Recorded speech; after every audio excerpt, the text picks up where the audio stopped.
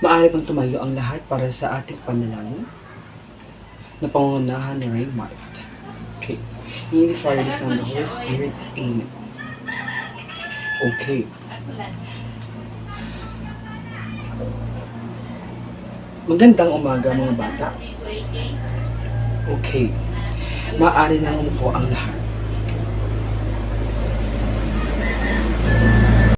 Maaari bang tumayo ang leader ng unang grupo upang ibalita kung sino ang liban sa kanilang pangkat? Okay, magaling. Pag hindi kayo, pilitin. Para naman sa ikalawang grupo. Okay, sa pangatlong grupo. Magaling mga bata. So, kahapon, ang tinalakay natin tungkol sa pangalan. So, natandaan ba kung ano ang pangalan? Magaling. Kung talagang natandaan na anong ibig sabihin ng salitang pangalan? Magbigay ng mga halimbawa ng pangalan. Okay, Raymart?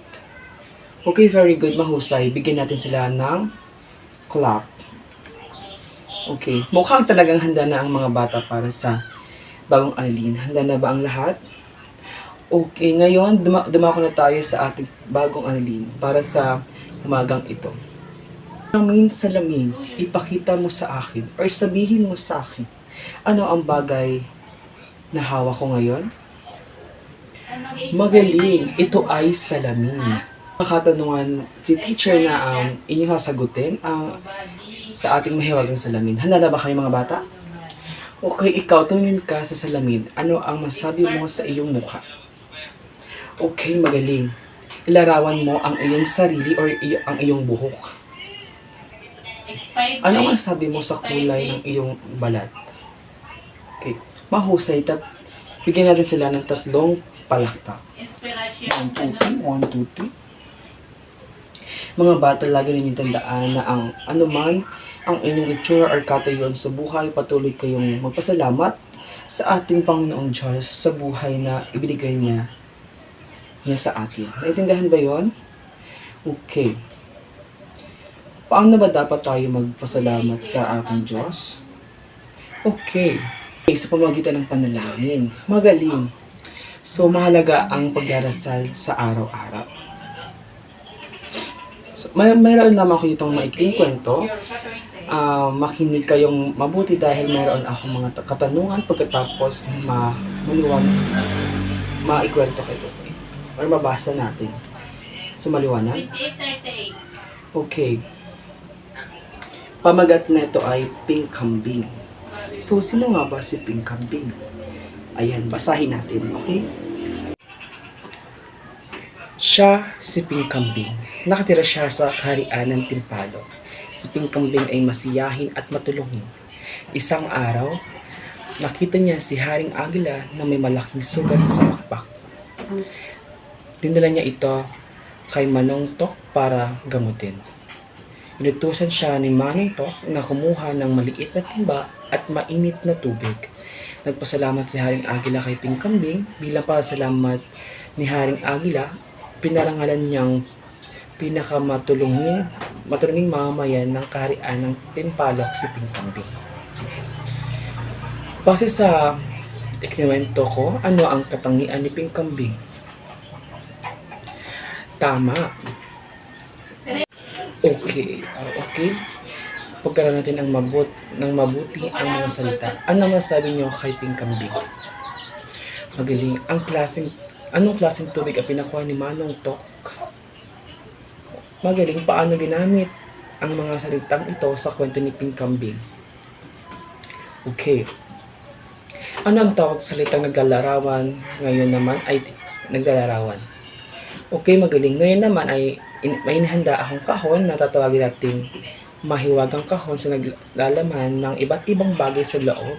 Iikot ito sa bawat isa sa inyo na sa pamamagitan ng pagpasa sa inyong katabi habang kumakanta.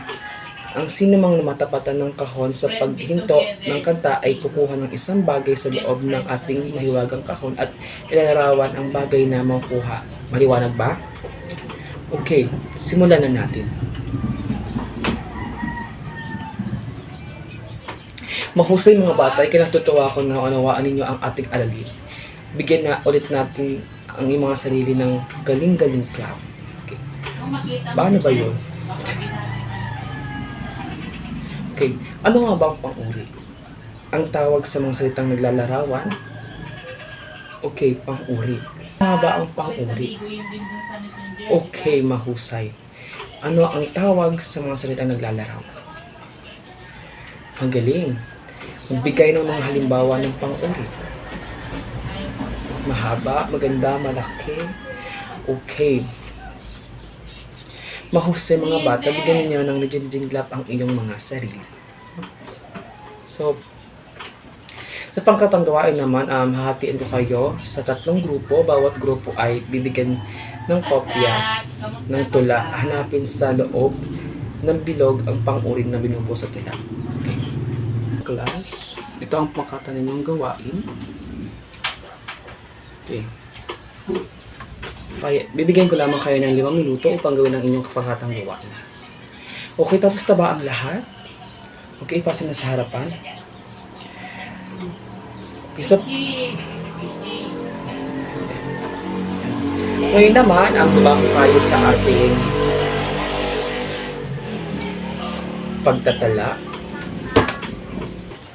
So, ayan. Ito naman ang inyong individual na gawain or ayan. Bibigyan ko lamang kayo ng 3 minuto upang tapusin ang gawain na ito. Okay.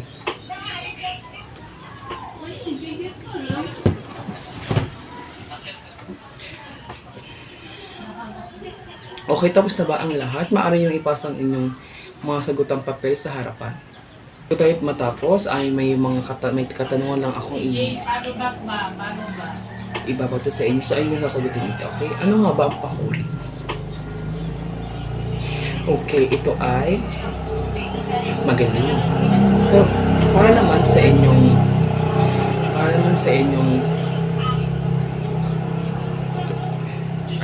for your assignment, para sa inyong assignment, gumuhit ng 5 larawan, idikit sa kwaderno at ilarawan ito. So, ayan lamang at maraming salamat.